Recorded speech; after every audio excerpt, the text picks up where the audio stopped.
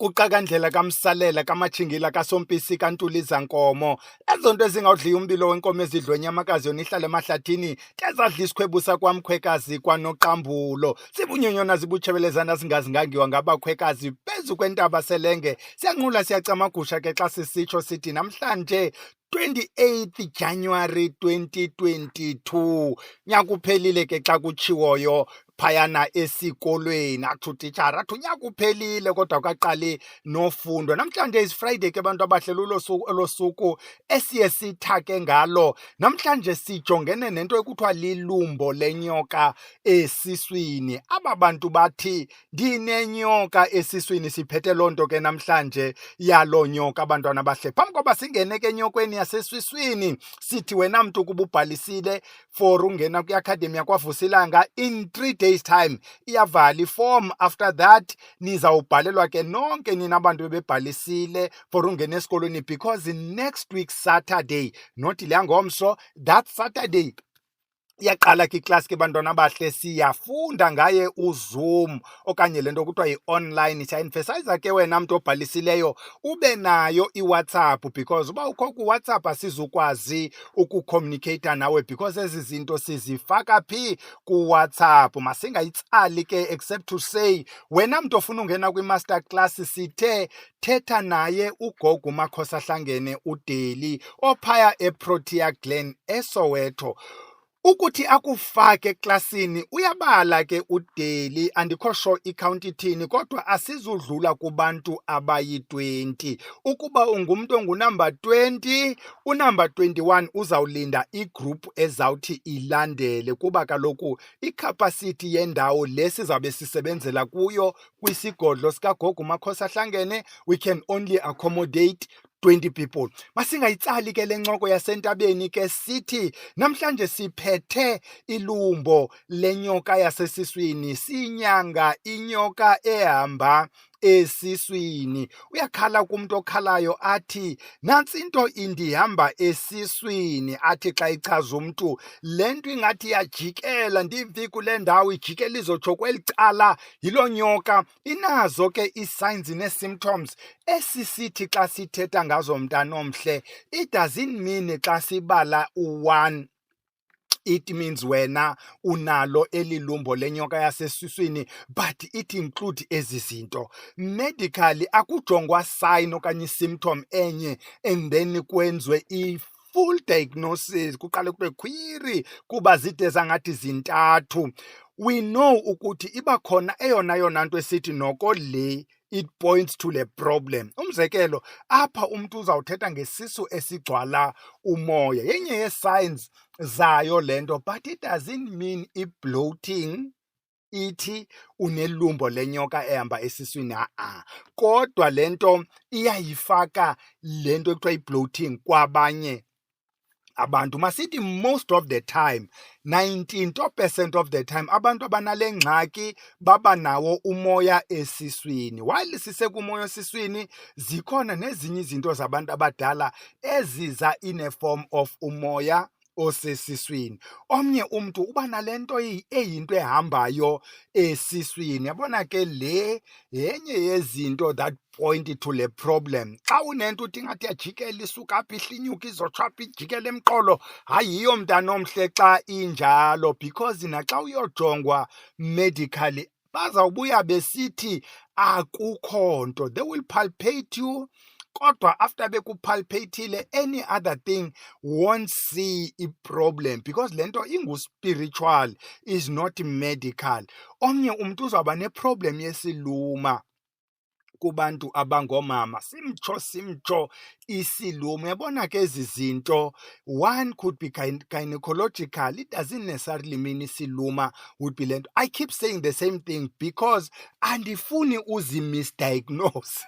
Uyabona umuntu oleqwa into emleqayo edala izami ngapheli ufuna uba ibe yinto enkulu, iza kutraumatize naxa iyinto enkulu. But siyatsho sithi isiluma yenye ye-problems abantu abanale problem abazayi-experiencer. Unumber 4 omnye uzawuba nalento kuthiwa isitshisa i-heartburn, uzawuba nesisitshisa i-gastric reflux, avele nto kukrakre kule ndawo.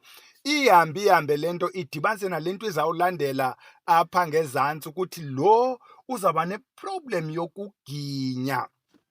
Omnye lo abe nawo namathe apha emlonyeni, amathe nje a-excessive. Sisayigxininisa mos into ethi yeah, we'll keep emphasizing side siyophumela ukuthi don't misdiagnose yourself xa une-problem eyi-1 uyithathe le nto uthi ndanaso nam esi sinto kodwa yintoni eli lumbo laseswini. Is not always the case, kodwa sithi ukuba zikhona apha, we are just mentioning eziyi-8, ukuba unazo at least eziyi-3, yeah, zidiagnose ukuthi you are very close. Kodwa yancedisa le nto uba uye nakubantu abahlolayo, abantu ababonayo ngokwesintu, abazawubona ukuba unayo le nto ileli lumbo lenyoka efakwe esiswini.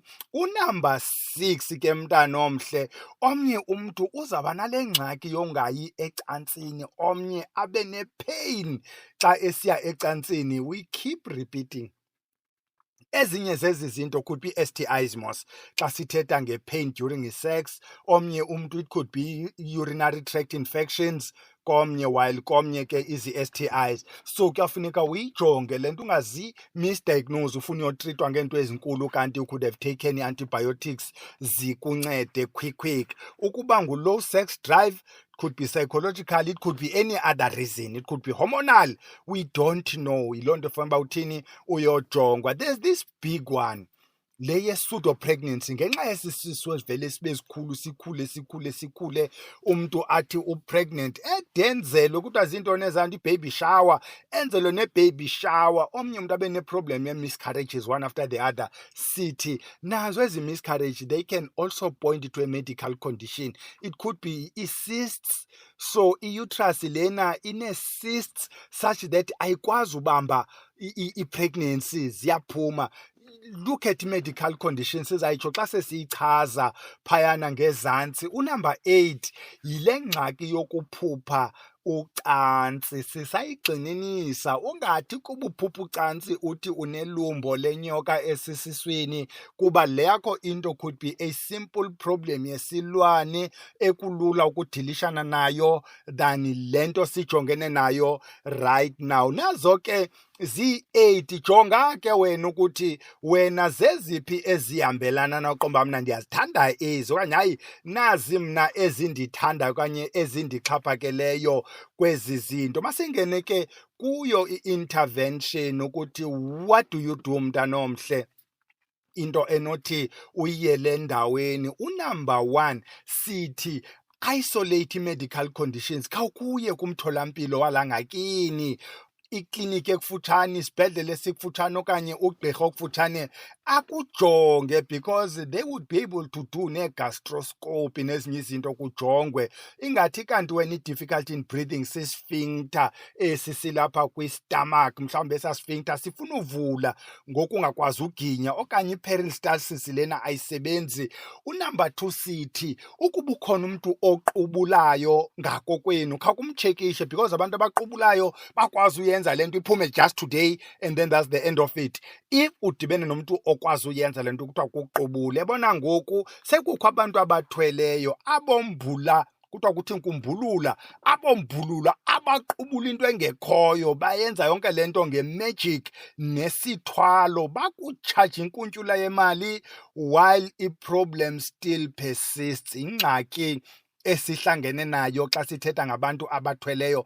That is why we keep calling abantu abathi ndifuna uthetha nam ngabantu bathweleyo, khe sithethe ngabo so that siminimize izinto zasekuthwaleni. Masihlanganiseni ke bantwana bahle, izawuba yinto engumtyhutyhumezo kwamayeza phaa ko-8, unyamezele wena. Siqala ngento engamafutha, ento ebulala inyoka, noba yeyiphi, ingangudla ezinye wenyoka, ingazezintaka zitya inyoka, ingayikati kuba nayo etya inyoka. Fumana amafutha ento etya inyoka, mayibe yi-original. Kaloku you're not gonna kill into e-original in your stomach ngamafutha ayifeyiki. Uyandiva mos? Fumana eliyeza kuthiwa ngumnonono, liyakraka ke mntana omhle. Xa se ugreyithile wena wahlanganisa, kuyawufuneka lona uzilimithe. Qala ulive ecaleni, uyakwazi na ukulitolereyitha, even though ke xa sisilwa nayo le nyoka yona must not be able to tolerate, mayibe nguwe otolereyithayo. Sithi unumber 3, khawufumane le nto kuthiwa yimbozisa. Bazayibiza uba yimboziso enabayo. Le mboziso abanye bazawude bathi linyathelo, iyinto enabayo, ide enye yamagama awo esiXhosa bathi ukhula, because lukhula le nto iyafumaneka kwiiyadi ezithile. Bencima zayifaka ipicture yayo. If awuyifumani laa mboziso, fumana noba yifenele, imboziso yimboziso. Uba uyifumani, fumana umbola. Sifuna into ezawubolisa apha mntanomhle. Unumber 4, fumana iqwili. Hamba wena uye kwezi discussions zalapha ekhaya, kweza Wednesday videos, yokhangela ikhathazo iqwili. Why silifaka kule nto namhlanje xa sisilwa nenyoka? Unumber 5, umazi wahlaba isibharha. Iya kwakweza Wednesday videos yokhangela ivideo ethi isibharha, uyibuze laa video uba kutheni sizawusebenzisa ibharha namhlanje xa sisilwa nayo le nyoka isesiswini. Unumber 6, sifune le nto kuthiwa unguboziyeweni, bathi iminyela, bathi umhlunguthi. Ikhona ividiyo ediskasa kwa unguboziyeweni lo okanye iminyela, umhlunguthi. Uyanqaba ke kwii-herbal shops, kodwa uyafumaneka kwiindawo ezingamathafa athambekayo. Funa indawo engathi iyathambeka mntanomhle, le nto ikumila kunjalo. Ukuba uyifuna ngamandla, mhlawumbi usenoyityhekshen lapha ekhaya, even though sesayeka uthengisa la mayeza 1-1 sidikwe ngabantu. Hey, unumber 7, khawufumane umbheza. Besiwudiskasa on the last Wednesday, sathi uyayigxotha inyoka. Andithi sitshilo ngobe sithetha ngawo, siyawudinga ke nangoku ziyi-7. So what do we do ke mntanomhle? Sithe ezi zinto mos uzawuzithatha zonke uzigreyithele kwezo zinto, so that umane uthatha lo mxube, uthathe lo mxube. Umzekelo, uzawuzigreyitha zonke izinto uzifake kwezo zicuku, ezi zinto zoyi-7. Xa ugqiba, sithi ezi-7 masibe simayinase la mafutha. Sithetha ngamayeza mos, we can't grate amafutha. Amafutha awuhlali ngala mafutha. The emphasis ngamafutha, ungawapheki. Undivile? Suwapheka la mafutha. So njengoba ugqibile nje ukuzenza izinto yazizicuku, mixa ke wena ngomhlawumbi uthi cephe kanye teaspoon. Mayihambelane nomsindo wakho. If you can tolerate umbheza, ungenza ibe equal nezinye. Qala uve ecaleni, abanye abantu benza intloko, abanye baqoba amadolo, abanye benza le nto. Ukuba uzawukwazi utolerate umbheza, faka okanye uzixele uba hayi, mayingatholereyithwa yile nyoka, mandifake kakhulu, is up to wena.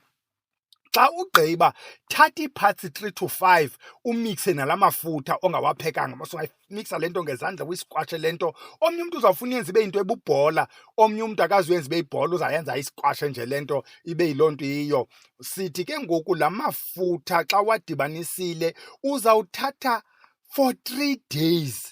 Uqale ekuseni mntanomhle, for 3 days, thatha 3 times a day. Kaloku le nyoka mos afunanga siyicenge, manusitya la mafutha adibene, la mayeza adibene nala mafutha. Tya ekuseni, at least into yange-30 minutes before utye, so that le nto idilishane nale nto ilapha esiswini. Yenze le nto for 3 to 5 days, ekuseni, emini late, ekuseni, emini late. Xa ugqiba on the 3rd or 5th day, khawuphalaze kwangala mayeza amayinase amafutha.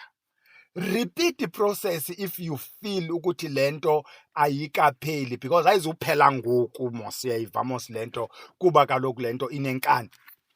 Now, asifuni ke mntanomhle ungene ukuthi le nto yenzelwe ntoni ukuze ingene kuwe. Sithi masinyange man. Xa une-COVID, it doesn't matter ukuba ibiyenzelwa mayizokuthini. Masiziyeke ezi conspiracy theories. Sithi masinyange le nto iphele, uzokwazi buphile ubomi bakho obungenanyoka isesiswini. Siyeke olo hlobo ke bantu abahle ukuba ilale. Wena mntu azawungena kwiVusilanga Academy, if you want us to talk about le nto, mhlawumbi ukuba uzawube ungalibelanga xa ukwi-academy, we can talk about it, ukuthi bayenza njani le nto aba bantu bayenzayo, kwenzela ukubana ukwazi nawe ukuzenzela. What? Hayi, masiyeke ilale, masidibane Saturday camagu.